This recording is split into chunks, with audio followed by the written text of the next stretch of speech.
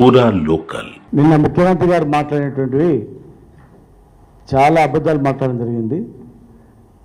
50% చట్టం 50% రిజర్వేషన్ చట్టాన్ని కేసీఆర్ గారు తెచ్చిందని, అంటే దేశం మొత్తంలో కూడా కేసీఆర్ గారు తెచ్చిన చట్టం 50% మించి జీవో ఇస్తే హైకోర్టులో కొట్టేసింది. హైకోర్టులో కొట్టేసిన దాన్ని గవర్నమెంటే సుప్రీంకోర్టు పోతే సుప్రీంకోర్టు 50% క్యాప్ దాటొద్దని చెప్పి డైరెక్షన్ ఇచ్చినందుకే తప్పని పరిస్థితుల్లో 50% లోపడి రిజర్వేషన్ ఇవ్వడం జరిగింది. పెంచిందే కేసీఆర్ గారు. ఒకవేళ కేసీఆర్ గారే మొత్తం చట్టాన్ని తయారు చేస్తే మీరు మన ఢిల్లీ వరకు ఎందుకు, మీరు చట్టాన్ని సవరించి ఇక్కడే ఇవ్వచ్చు కదా.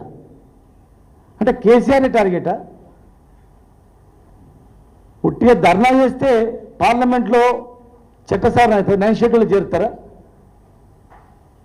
జయలలిత గారు నెలల తరబడి అక్కడనే ఉండి అన్ని పార్టీలను ఒప్పించి ప్రెసిడెంట్ ఆఫ్ ఇండియాని కలిసి ప్రధానమంత్రిని కలిసి చట్టాన్ని సవరించడం జరిగింది. ఉట్టి ధర్నాలతోనే అధికార పార్టీలు చట్ట సవరణ చేసి ఇచ్చేస్తుందా?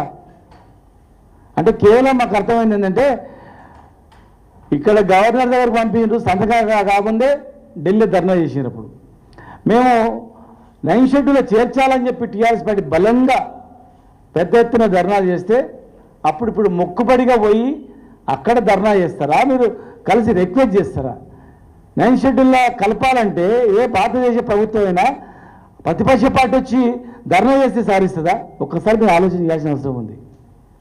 నిజంగా నిన్న ఒక మాట మాట్లాడారు, విద్యా ఉద్యోగాలు మేము రిజర్వేషన్ ఇస్తామని చెప్పి.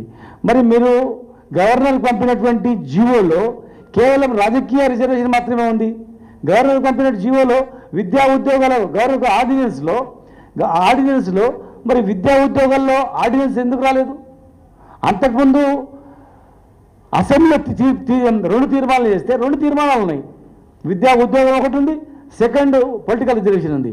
కానీ మీరు ఈరోజు గవర్నర్ పంపిన ఆర్డినెన్స్లో విద్యా ఉద్యోగాలది ఆర్డినెన్స్ లేదు. అంటే మీరు కేవలము ప్రజలను బీసీలను నయవంచన బీసీలను మోసం చేయడానికి మాత్రమే ఈ అంశాన్ని ఎత్తుకున్నది క్లియర్గా మాకు అర్థమవుతా ఉంది.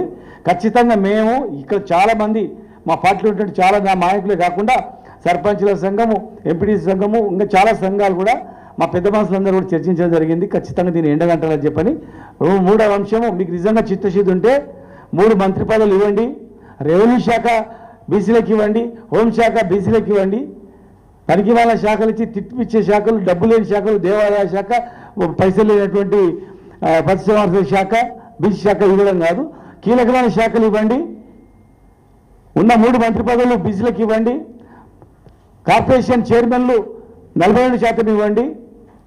ఉన్నటువంటి మీరు ఏ నియామకులు ఇక్కడ హైదరాబాద్లో ఒక ఆర్డీఓ పోస్ట్ ఇస్తలేరు, ఒక డిఎస్పీ ఉంటే దూరం ట్రాన్స్ఫర్ చేస్తున్నారు. ఉన్న మీ చేతిలో ఉన్నటువంటి అమలు చేయకుండా బీసీలకు చేస్తామంటే ఎట్టి పరిస్థితులు నమ్మరు.